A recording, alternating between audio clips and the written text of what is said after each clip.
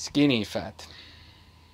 Bēdīgi slavenais tievais resnis. Mūsdienās ļoti izplatīta problēma vīriešu vidū.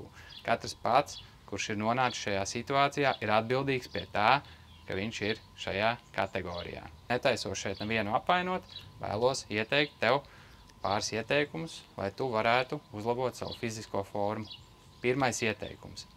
Sāc ar treniņiem. Tev ir nepieciešams palielināt muskuļu masu, un tev ir vajadzīgs izpildīt pretestības vingrinājumus, kā piemēram pumpēšanās, pievilkšanās, pietupieni ar savu svaru vai trenažieru zālē izpildi vingrinājumus, trenējies un audzē pamazām muskuļu masu.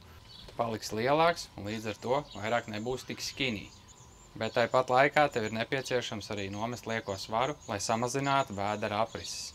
Līdz ar to tev ir vairāk jākustās, jābeidz tas mazkustīgais dzīvesveids. Vairāk kusties, izmanto iespēju iziet ārā pastaigāties, un vasara ir labākais laiks, lai sāktu iet ārā, vairāk kustēties un staigāties. Trešā lieta - sāc ēst īstus ēdienus. Ko es domāju ar īstu ēdienu? Tāds, kā viņš ir nācis no dabas.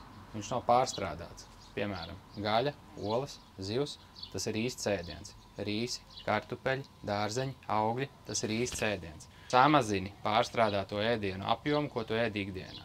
Pats svarīgākais – pieturies pie šiem nosacījumiem ilgākā laika periodā, jo nepietiks ar 2 nedēļām pamēģināt un tad atgriezties atpakaļ vecajā dzīvesveidā. Tev ir jāpieturās, jāapņemās vismaz 2–3 mēneši, izmantot šos ieteikumus, un tu noteikti redzēsi izmaiņas savā ķermenī, un vēders paliks mazāks, muskuļi paliks lielāki, un tu vairs nebūsi šajā skinny fat zonā.